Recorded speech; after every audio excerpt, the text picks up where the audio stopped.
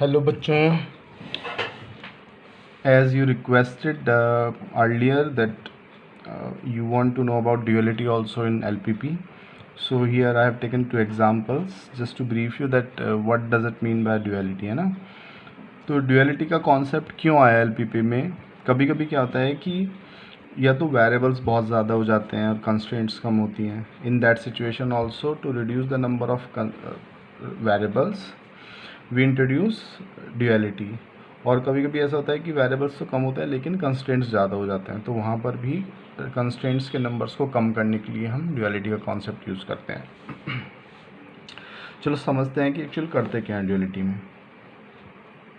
जैसे कि मैंने यहाँ पर एक प्रॉब्लम ली, इसमें इसने कहा कि find the dual of the following LPP.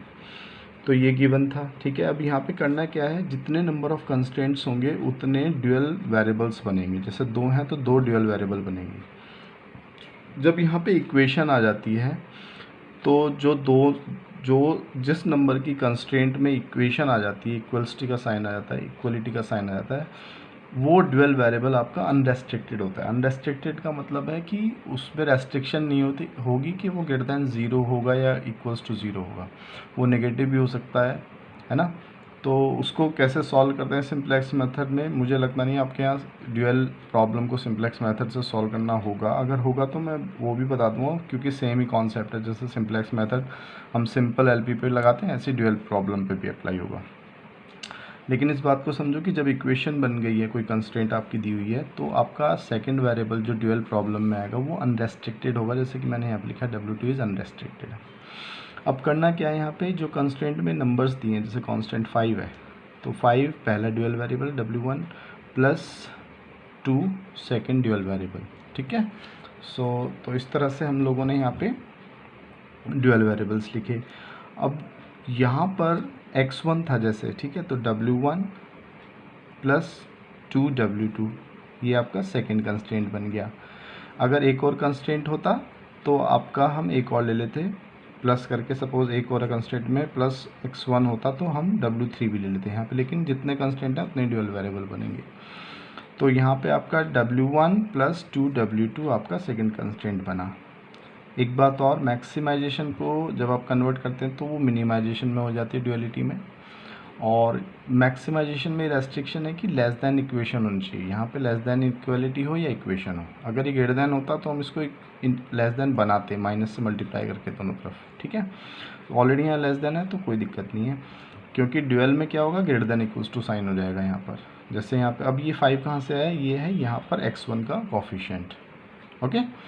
तो यहाँ पे जो कॉफिशिएंट्स होते हैं वो कॉन्स्टेंट्स बन जाते हैं और कॉन्स्टेंट्स कॉफिशिएंट्स बन जाते हैं, उल्टा हो जाता है।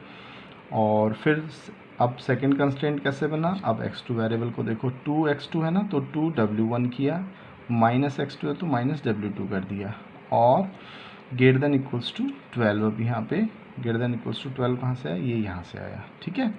इसके बाद आपका, क्योंकि थर्ड वेरिएबल भी x3, तो W1 प्लस W3, 3W3, 3 की मल्टीप्लाई भी रही है। Again it is greater than equals to 4 जो आपका कॉफिशिएंट था x3 का। So in this way we have found dual of the given LPP. यहाँ पे W1 तो आपका ग्रेटर देन 0 होगा, greater than equals to 0। W2 unrestricted होगा, जैसे कि मैंने इनिशियल बताया, क्योंकि इक्वेशन गिवन है। फिर एक प्रॉब्लम लेते हैं। Again we have given a maximization case दिया हुआ है, और ऑलरेडी यहाँ पर जो इनइक्वालिटी है आपकी लेस देन है। एक ये जो कंस्ट्रेंट था आपको इस तरह से लिखा हुआ था, ठीक है। तो मैंने थोड़ा टाइम बचाने के लिए इसको अलग से लिख दिया कि x2 is less than equals to 6, क्योंकि मुझे लेस देन इनइक्वालिटी चाहिए। और दूसरा होता है x2 greater than equals to, तो देखो x2 ग्रेटर देन को फिर हमें x2 में लेस देन में लाना है। दोनों तरफ माइनस से मल्टीप्लाई कर दोगे तो ये इनइक्वालिटी आ जाएगी। अब सारी की सारी लेस देन इनइक्वालिटी हो गई, तो 1 2 3 4 4 रेस्ट्रिक्शन हो गई। तो यहाँ पे 4 आपको ड्यूअल वेरिएबल्स इंट्रोड्यूस कराने होंगे, और इनके कोफिशिएंट्स यहीं से आएंगे, 5W1, 4W2 और 6W3 और -1 इंटू W4। बाकी कंस्ट्रेंट्स बिल्कुल वैसे जैसे पहले बनाए, x1 की जगह W1, x1 नेक्स्ट में है तो प्लस W2, x1 थर्ड में और फोर्थ में नहीं है तो उनके कोफिशिएंट 0 है, इसलिए उनको लिखा नहीं मैंने।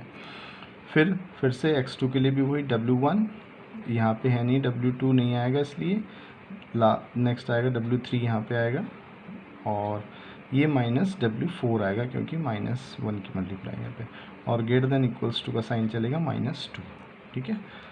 तो इस तरह से हम ड्यूअल फाइंड करते हैं, और इसको आप बिल्कुल वैसे ही सॉल्व कर सकते हैं, है ना। LPP सॉल्व करने के लिए ज़रूरी है कि सारे variables greater than equals to 0 हों। तो प्रॉब्लम केवल यहाँ आ सकती है जब ये अनरेस्ट्रिक्टेड है। इसका सॉल्यूशन बहुत ईजी है, इसको हम कोई 2 वेरिएबल्स में कन्वर्ट कर लेते हैं। वो जब आएगा मैं देखता हूँ कि आपके यहाँ इस तरह से ड्यूअल प्रॉब्लम का सिंपलेक्स मेथड से सॉल्यूशन कराते हैं कि नहीं कराते हैं, तब मैं बताऊँगा, ठीक है।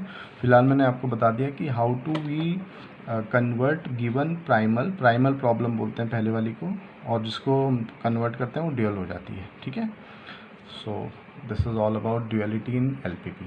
Thank you.